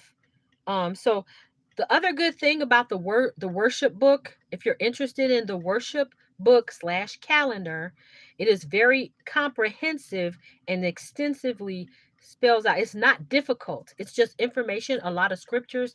It provides like a any of the calendar references. It actually provides the actual books in their entirety. So say for instance, all of Exodus 20 is in there, all of Deuteronomy 16, all of Genesis 1, all of Revelation. So you have it's a worship book, a calendar, and a reference book. So you have one stop shopping for the commanded feast seasons. You don't have to go through the entire Bible to get it. So if you're interested in one, I had that up there. So yeah, you said amusing to the point of that's ridiculous. Yes, it is. That's why. Thank you for that. I needed that help right there. Sometimes I need help. Okay.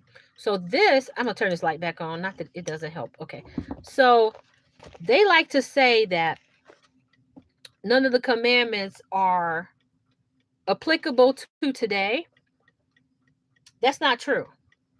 All 10 commandments are found in the New Testament.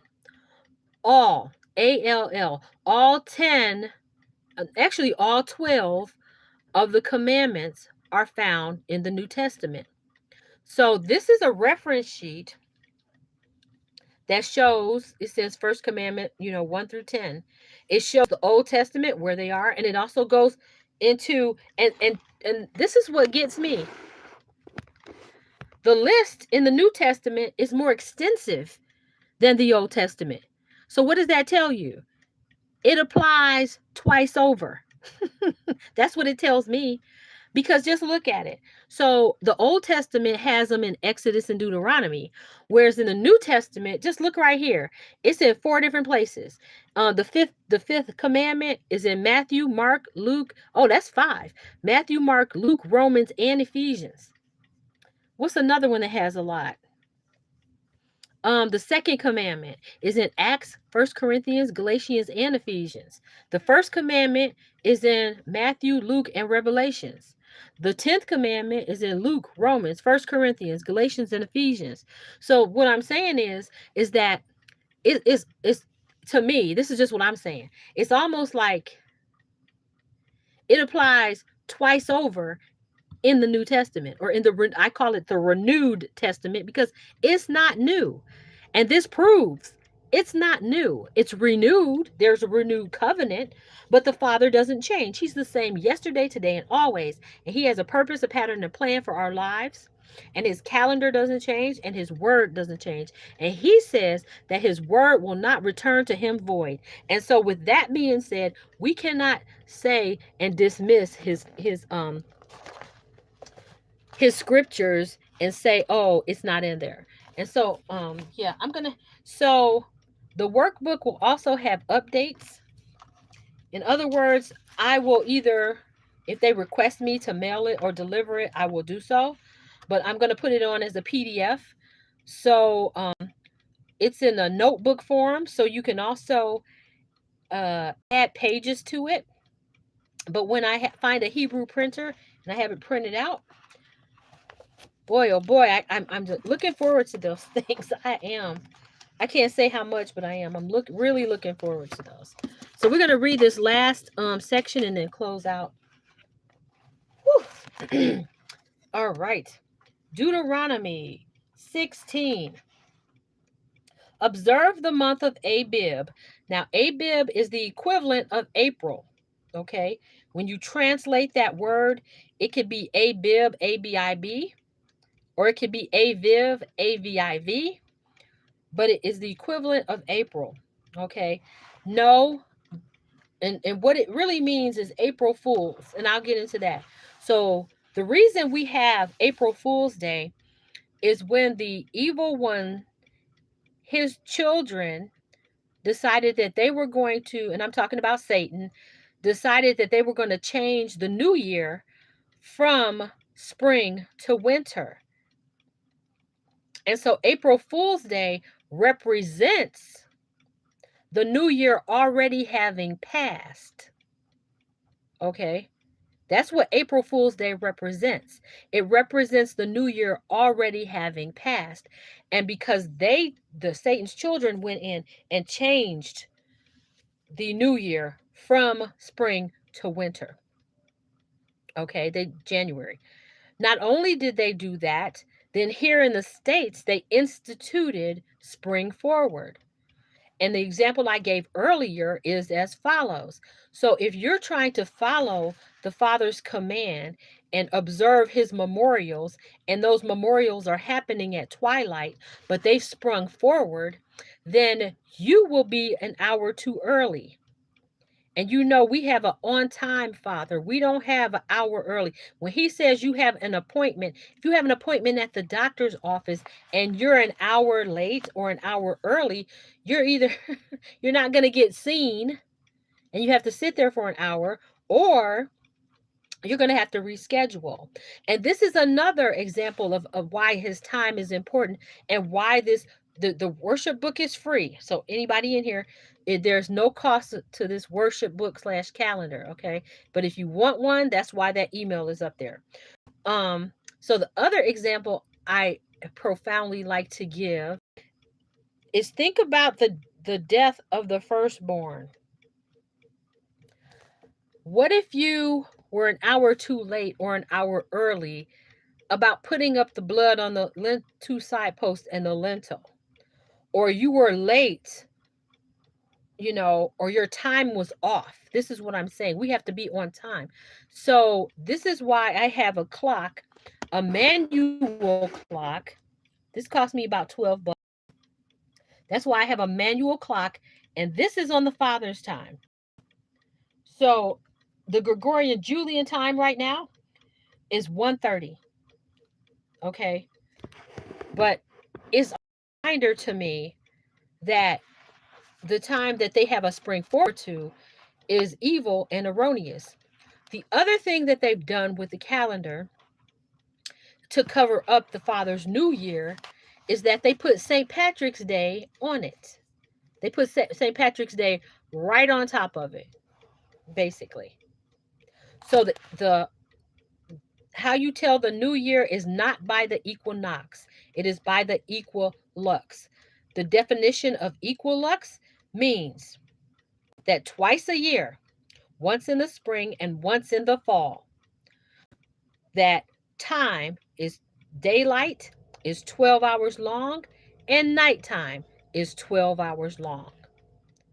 Now, if you were somewhere and you had no clock, not even the one I have, you can tell when first light starts. And I tested this yesterday and I was overjoyed in the morning. So birds will sing at first light and then they sing again. Guess when? At sunrise. So birds will, it'll be like dark. And I was doing some work on this workbook yesterday, and that's when I had my window open and I could hear it. And so I corresponded it to the times I had written down when I do the time and date announcements. And it was exactly, I think it was 1 minute off. My calculation was not an hour, a minute ahead on both the first light and the sunrise. So I'm just excited about that because those are the types of spiritual gifts that we want Father to give us, is to be able to, regardless that if we didn't have anything else, maybe we were out in the wilderness, we would be able to tell what time it was because the birds are singing. We would be able to tell what day it was by the seasons. So we're telling by the by the weather, not by excuse me, we're telling by the seasons. But if you can count from 1 to 364, and maybe you made a chart with numbers 1 through 364 because you didn't have anything else, maybe the internet went down and we were all on our own, you could identify when the day was 12 hours of day and 12 hours of night, and then you in the springtime, and after winter was over, and then you would know you were at the new year. And then you could just make a chart with numbers 1 through 364 on a piece of paper, and you mark them off by the day, and you know exactly where you're at, and you would know exactly where the feast days are. That's how simple the Father's calendar is. Why, I always say this, why would the Father make our calendar so difficult that we had to go to other people for them to tell us when this was happening or that was happening? No, he already knew that the evil one was going to try to cover up his times and his seasons. We got scripture that says it. It says that the evil one would attempt to change times and seasons. And that's exactly what he's doing. So let me go ahead and read. I'm going to read Deuteronomy. And if you're interested in the free worship book and calendar with Bible references, email that email. Okay, let's read Deuteronomy 16. Observe the month of Abib and keep the Passover unto the great I am. For in the month of Abib, the great I am, the Father, brought thee out from Egypt by night.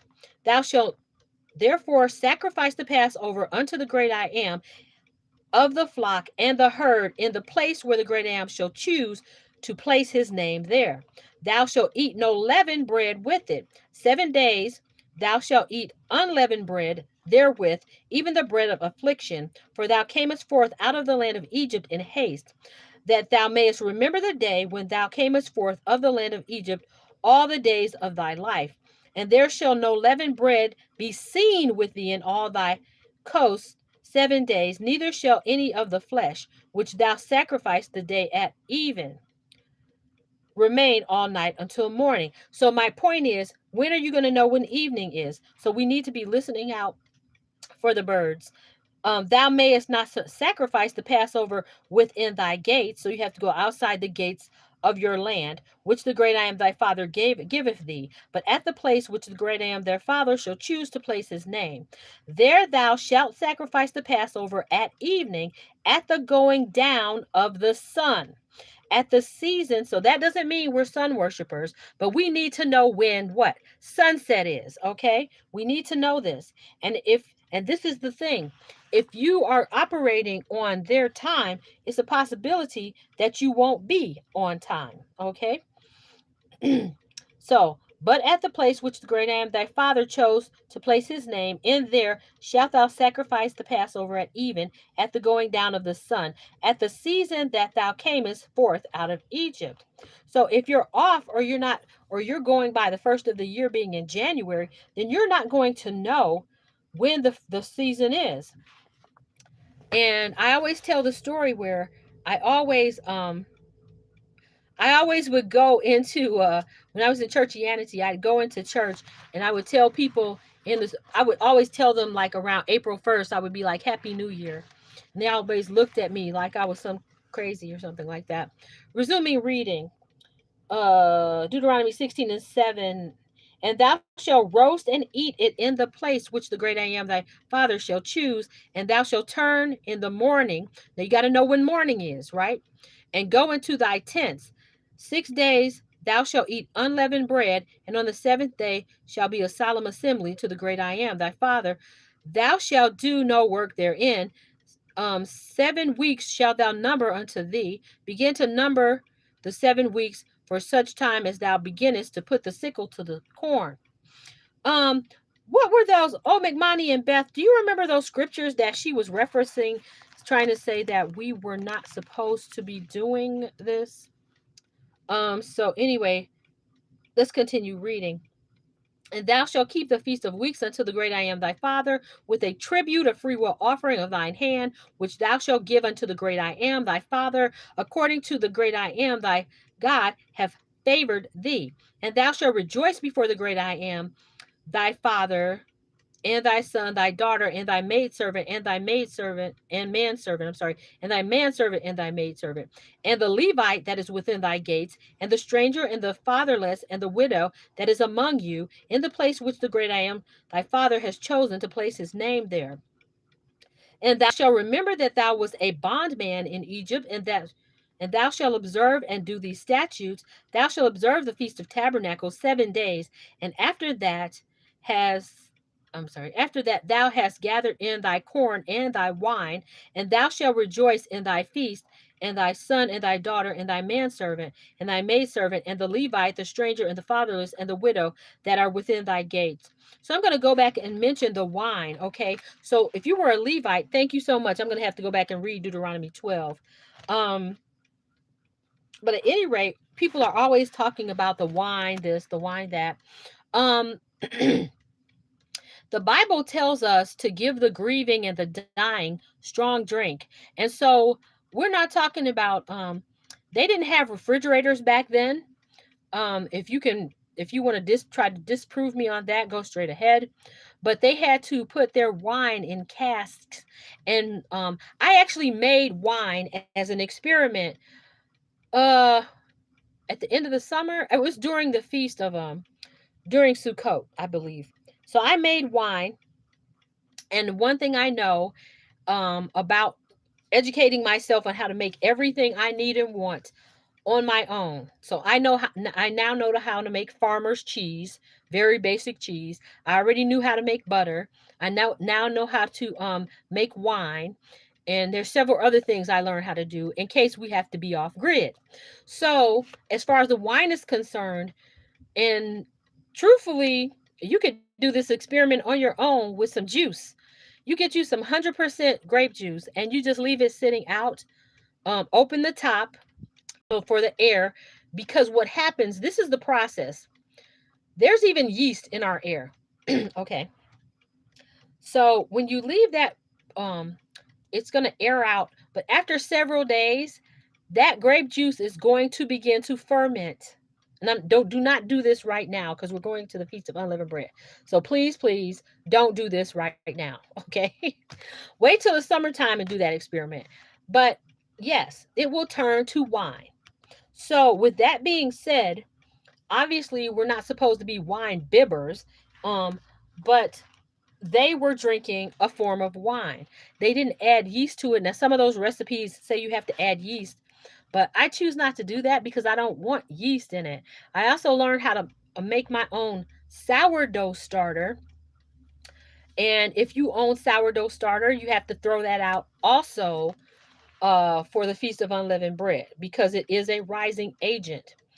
And so when I was learning how to do the sourdough starter, maybe like about 3 months ago, I found out that some people have had sourdough starters that they passed down through generations.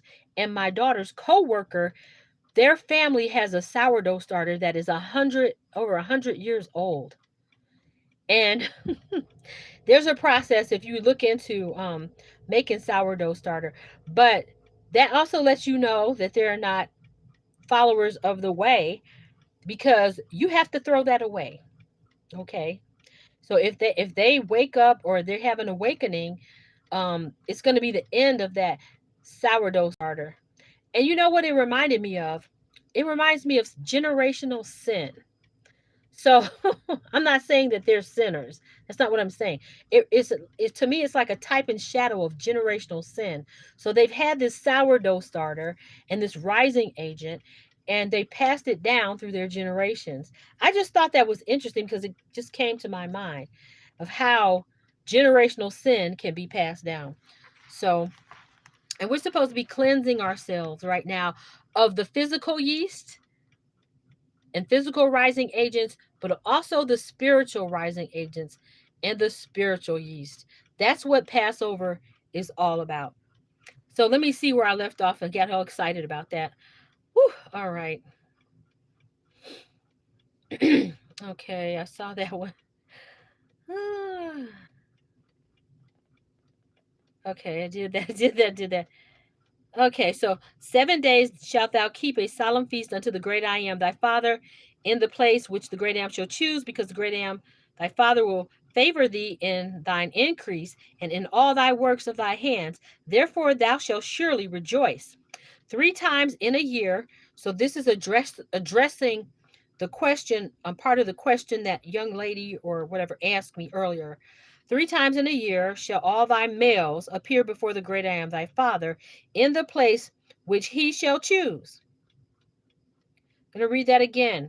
It says, 3 times in a year shall all thy males appear before the great I am thy father in a place he, capital E, capital H, capital E, he shall choose, in the feast of unleavened bread, and in the feast of weeks, and in the feast of tabernacles, and they shall not appear before the great I am empty. In other words, you need to have an offering. So if, say, for instance, my very first, and I was so excited, it was so much fun. Um, my very first Feast of Tabernacles, I spent basically we went on a camping trip and just giving a testimony. So I had been looking for somebody because there wasn't nobody doing this. That was in 2020, so it was during the pandemic. So I had been praying and praying and praying, and it was coming close. I think it was 2 days before Feast of Tabernacles or Feast of Booths was supposed to be happening. And I Googled it one more time. And these people who lived in a suburb of mine, they had put together this camping trip basically. So it took me about 2.5 hours to drive there, but it was on a campground. I had the best time ever. It's nothing. It's we stepped out of the world for real. First of all, we were in the middle of Amish country, and second of all, so I didn't know what to bring. Now I do though, right? But the whole point of the situation was I didn't come empty-handed, and although I didn't know what to do, I think I donated, like they were selling these t-shirts. So I bought a bunch of t-shirts. Um, I donated, just different little places. I didn't even know these people. Like I had no other than this at that time. I didn't have a relationship with these people. They have since moved to where? Where'd they move? Tennessee, which is a little bit too far for me. But anyway, it was the best. And that's what my prayer is. I am praying this year to be able to get together, do a campground thing, and go camping because it was so much fun.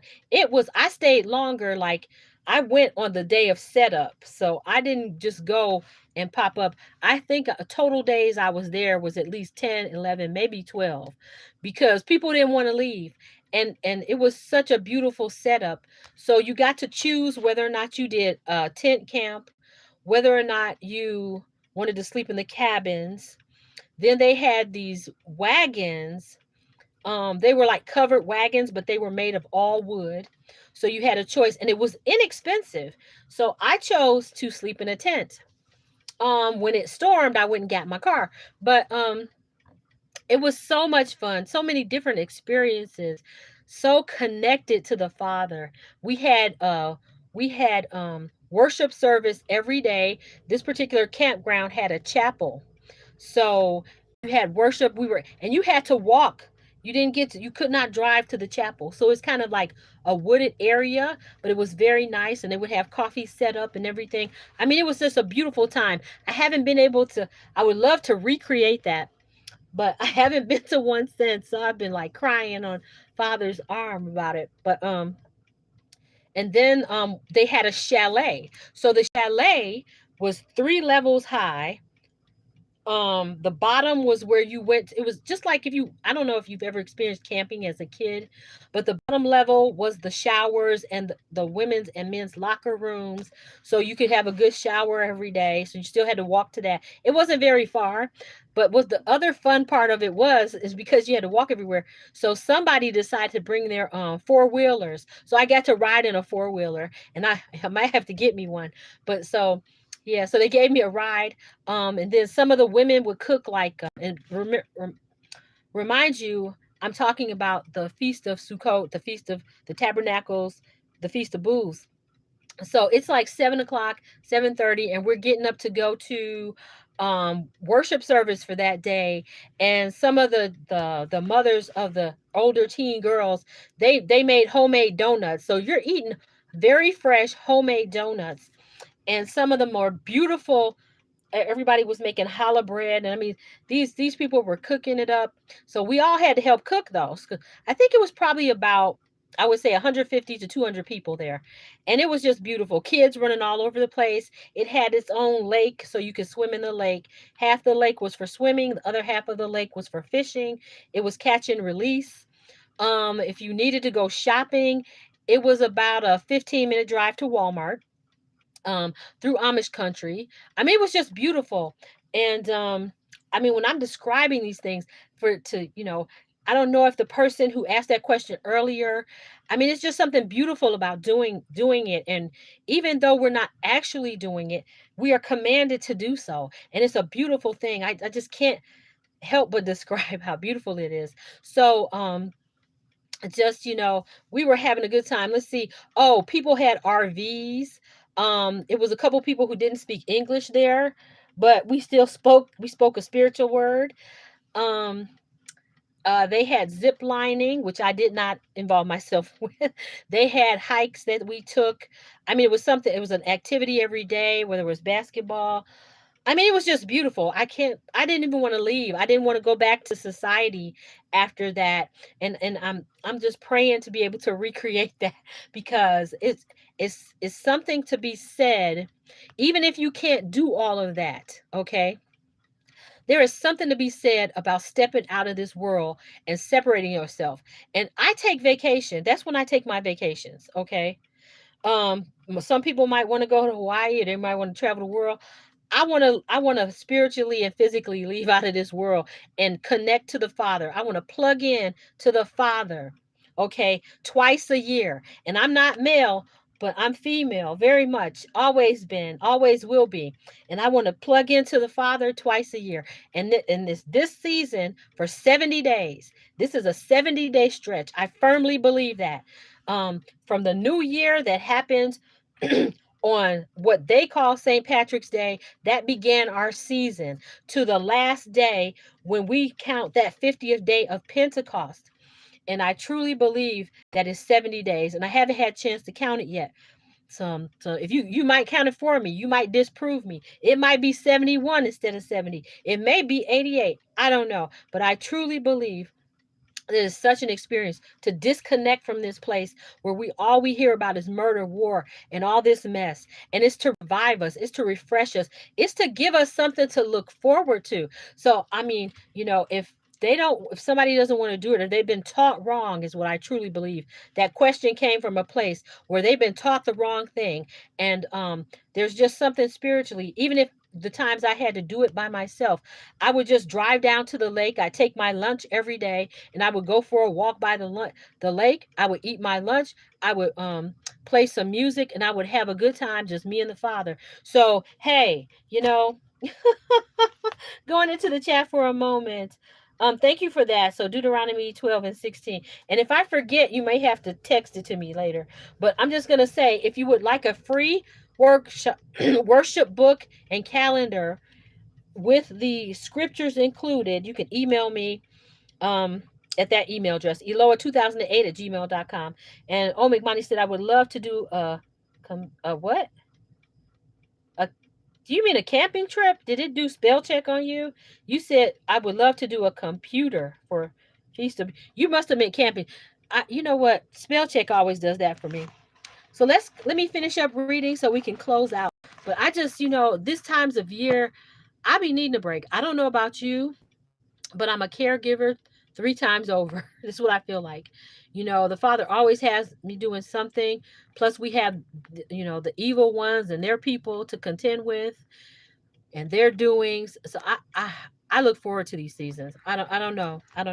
So anyway, so that's what I meant about they shall not appear before the great I am empty. I went way off on a rabbit trail, didn't I? But I did not. I participated. I helped cook.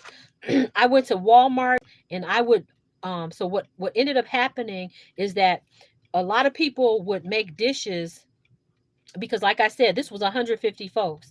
So it was, and it was I would consider this food kosher because we all were on the same page. You did not have to worry about pork being on that table. You didn't have to worry about shellfish being on that table. You didn't have to worry about the origins of the 800 ingredients that were on the label. And it was a beautiful time. And so when it says don't come empty, you know you may not have any money, but you might be able to help cook. You might not have any money, but you might be able to institute some kind of games to play. Everything is not about money or the ability to have money all the time. And if that's one thing the Father taught me, he taught it to me well. And so it's not always about that, because even that widow with that 1 penny, she brought something else. She brought her experiences, she brought her love and her kindness, I'm sure. But there's many more things we can bring. You can bring a skill set. You could bring what is that movie that he says, I have a special set of skills, Taken, right? But you can have a skill set where you could teach people how to survive. If we didn't have electricity, you could have a skill set where you knew how to hike or forage, and you could teach that to your brothers and sisters. Because when we go out into the wilderness, you're going to need to know those things. So when the Father tells you not to come empty, don't you dare feel that because you don't have any money that you are less than, because you are more than. You are the head and not the tail. And the Father, I'm sure, if he has connected you to anything, he has given you knowledge that you can share with others. And after I saying that, I'm going to get off my soapbox and finish reading this. So he tells us not to appear empty before the great I am. Every man shall give as he is able, according to the favor of the great I am, thy Father, which he hath given thee. Judges and officers shalt thou make in all thy gates, which the great I am, thy Father, has given thee, throughout thy tribe, and they shall judge the people with just judgment. Thou shalt not wrest judgment. Thou shalt not respect persons. In other words, so when that person comes through that door that's rich and they have all that money, or they might be infamously famous, you're not to just run up to them trying to schmooze, as we say. or to get in their face, because everybody has to die if the father, the Messiah, doesn't come back. So no man is above another. The Father is not a respecter of persons. Okay, so thou shalt not rest judgment, thou shalt not respect persons, neither take a gift for a gift. It says, neither take a gift, for a gift doth blind the eyes of the wise and pervert the words of the righteous. That which is altogether just shalt thou follow, that thou mayest live and inherit the land which the great I am thy father giveth thee. Thou shalt not plant thee a grove of any trees near unto the altar of the great I am. So, in other words, don't plant trees around his altar, which thou shalt make thee. Neither shalt thou set up any image which the great I am thy father hateth. So if he tells you not to decorate a tree, don't decorate it and do Christmas. So that was the reading. Whew. That was the reading of Deuteronomy 16, Exodus 20, and Genesis 1. And so tomorrow at 10:30 a.m. Eastern Standard Time, we are going to have a review of the worship book. It is going to be a speed reading review. You could pop questions in there as I go along. And then I'm going to read Jubilees 6. So we are doing preparation for Passover, and Passover gathering is going to be Monday, March 30th, 2026 at 7:30 p.m. Eastern Standard Time. I'm gonna. Did I do away with that list of the lamb and all that? Basically, you're only to have 5 items on your plate. That's water, grape juice, fresh preferably, um, unleavened bread, lamb, and what was the other thing? Oh, and bitter herbs. And you could get inexpensive bitter herbs in the form of, you may already have them in your refrigerator. If you have celery, celery leaf is considered a bitter herb. And so are onions, scallions, the green, real green things. Or you could get cilantro or parsley. Those are also, and dandelion leaf. I can tell you now, dandelion leaf is super expensive because now everybody knows the anti-cancer properties of them. So the industrial complex grocery stores are now charging top dollar, and you can only find them. Well, that's a good thing. You can only usually find dandelion leaf uh as organic. Please do not pick dandelion leaves out of your yard, as they may be infected with Roundup. Okay, so we don't want to do that. So I'm going to play a song. I'm going to pray us out. Hopefully I'll see you tomorrow at 10:30 a.m. promptly Eastern Standard Time. um Here's proof that these phones be listening to what you say. So why, when I went into my other phone to pull up the music, why did it have a zodiac sign right there? Anyway, we were talking about how Satan tries to imitate the Father, and the Father has his 12 months, but and then there are 12 zodiacs, which are basically 12 demigods. Okay, so yeah. Anywho, moving forward, let's go here. Let's see what we're gonna play. I love you, but the Father loves you first and best. Don't turn to the left or the right, but stay on the Father's path. And if it is the Father's will that none are lost. And the Father said that before we were formed in the womb, He knew us. And we have to remember that we all have free will. And if you're coming on later and you requested your worship slash calendar book slash script supporting scriptures, those have been mailed out. The first wave went out yesterday, right before 6 p.m. Eastern Standard Time. Please say a prayer with me for the Father's speed in getting those.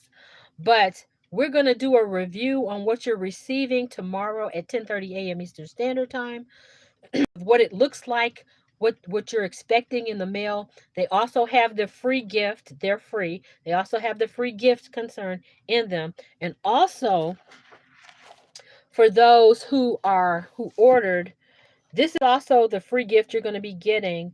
It is an interactive calendar made of wood, and I'm going to be making some more. Those are going to come a little later. I'm going to go on vacation after after I do the Passover live. I'll officially be on vacation. Okay. I'm going to take a week off, and rest because I need it after putting that together. But you can change the what's good about this is you can change this is to be used for the father's calendar. So we always have a reminder. This is a subsequent free gift that's going to be coming after my vacation. Okay. And so with that being said, I'm going to go ahead and play our closing song and close out cuz I'm a little bit on the hungry side and I'm still fasting, no meat products up until um I eat my Passover meal. Okay. Going to the chat for a moment. Omik Money says, definitely need to learn to forage and hunt. I cook my lemon chops with onions, fresh garlic, rosemary, thyme, and sage. Oh, you did tell me that last year. I'm gonna have to try that. Those are bitter herbs. That's right. I forgot about that. So you have those, but you still need to have that little side of bitter herbs, the bitter fresh ones. Yes, even the father took time off. And so, I was all gung ho when I took my worldly vacations, but now I don't even really care about those. I really care. I want to take my time so I can soak in the father's love and mercy and his grace. Okay, during his appointed times. I don't want to be rushing through. I want to be able to rest, relax, and enjoy myself and the company of brothers and sisters. And with that, I'm just going to say, what am I gonna play here? I'm gonna play "Blow the Trumpet in Zion." Here you go. So see you tomorrow at 10:30 Eastern Standard Time.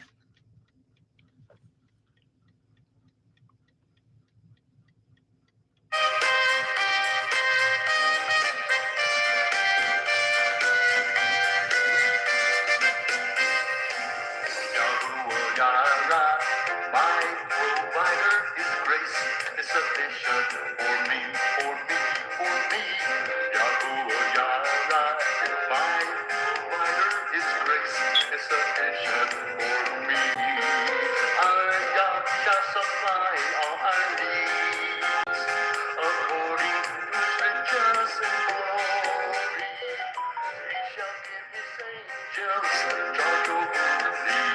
Yahweh Yara cares for thee, for thee, for thee. Yahweh Yara cares for thee. Yahweh Yara, my provider, His grace is sufficient for thee. Yahweh Yara, my provider, His grace is sufficient for thee. My God shall supply all your needs according to His riches and glory. He shall give His angels charge over thee. Yahuwah Yara cares for thee, for thee, for thee. Yahuwah Yara cares for thee. We run on the city, we run on the walls. Great is the army that carries out His word. We rush on the city, we run on the walls. Great is the army that carries out His word. Our God utters His voice before His army. Our God utters His voice before His army. Oh, blow the trumpet in Zion, Zion. Sound the alarm in my set-apart mountain. Blow the trumpet in Zion, Zion. Sound the alarm. Trumpet in Zion, Zion. Sound the alarm in my set-apart mountain. Blow the trumpet in Zion, Zion. Sound the alarm. Sound the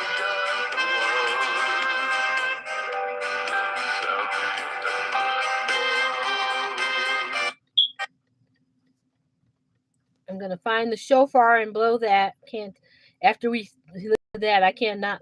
I'm not gonna blow the shofar though. It's probably one of the original ones I put on here. Yes, it is. All right, here we go.